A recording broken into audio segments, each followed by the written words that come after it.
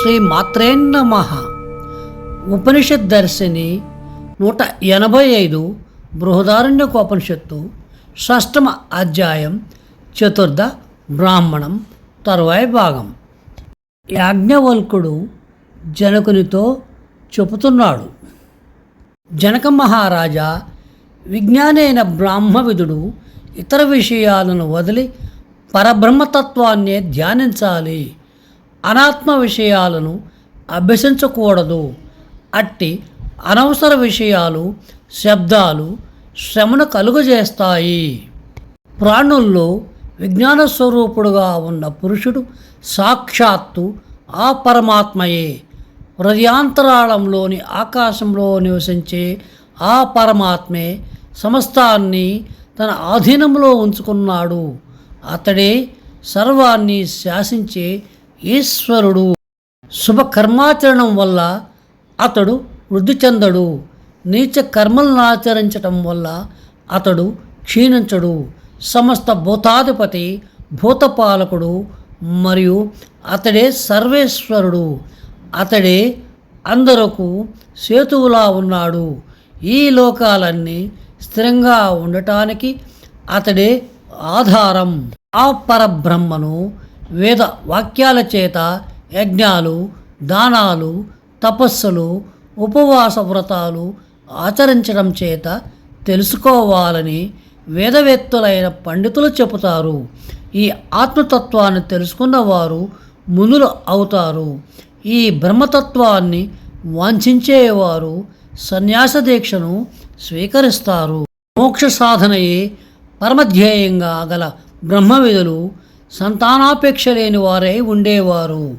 అందువల్ల ఈశనత్రయాన్ని అనగా పుత్రేషణ, విత్తేషణ, లోకేషణలు వదిలి భిక్షాటన చేస్తూ సాధనలో ఉండేవారు. కర్మేంద్రియాలచే పట్టుబడిన ఆ ఆత్మ పదార్థము నేతి నేతి అనగా ఇది కాదు, ఇది కాదు అంటూ నిర్ధారింపబడింది.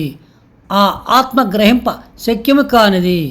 అగ్రాహ్యము, అశరీర్యుడు అంటే నాశనము పొందనివాడు కాదు. అసంగుడు కాబట్టి దేనికి అంటుకోదు, దేనికి బద్ధుడు కాడు. అవినాశియు బ్రహ్మజ్ఞానియు అయిన అతను పాపపుణ్యాలు రెండిటికి అతీతుడు.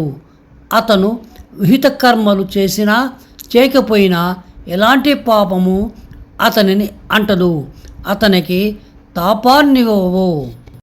ఓ జనక, ఈ ఆత్మ గురించి ఒక వేద రుక్కు స్పష్టంగా ఇలా చెప్పింది. ఆ ఆత్మ నిత్యమైనది. ఆ ఆత్మతత్వాన్ని తెలుసుకున్న బ్రహ్మవేత్త యొక్క మహిమ పుణ్యకర్మచే వృద్ధిని కానీ పాపకర్మచే క్షీణత్వం కానీ పొందదు. తస్రై వశ్యాత్పదవిత్తం విద్యత్వా నలిప్యతే కర్మణ పాపకేనేతి. ఆ ఆత్మ యొక్క మహిమ జరిగిన వాడే పదవిత్ అనబడతాడు. ఆ మహిమ జరిగిన వానికి కర్మముతో సంబంధము లేదు. ఆ విధంగా బ్రహ్మజ్ఞానాన్ని పొందిన వ్యక్తి శాంతి చిత్తుడవుతాడు. ఇంద్రియ నిగ్రహం కలవాడవుతాడు. ఉపరతి పొందినవాడవుతాడు. చంచలమైన మనస్సును బాహ్య విషయాల నుంచి మరల్చి సర్వదా బ్రహ్మమునందే నిలపడాన్ని ఉపరతి అంటారు. తితిక్షు అవుతాడు. శీతోష్ణవములు, క్షుత్పానలు, మానాభిమానములు మొదలైన ద్వంద్వాల వల్ల కలిగే దుఃఖాలను ఓర్చుకుంటూ పరుల వల్ల కలిగే దుఃఖములకు శరీర బుద్ధిదార్థములు కలిగి ఉండి ప్రతీకారము చేయక చిత్త వ్యాకులము కానీ వాక్పారుష్యము కానీ లేకుండా సహించి ఉండడాన్ని తితీక్ష అంటారు. ఏకాగ్ర చిత్తుడు అవుతాడు. మోక్షగామి అవుతాడు. అనగా సద్గుణ సంపన్నుడై తన యందే పరమాత్మను దర్శిస్తున్నాడు. సమస్తాన్ని ఆత్మగా చూడగలుగుతున్నాడు. ఓ జనక మహారాజా, అట్టి బ్రహ్మజ్ఞానిని కృతాకృత కర్మలు బాధించవు.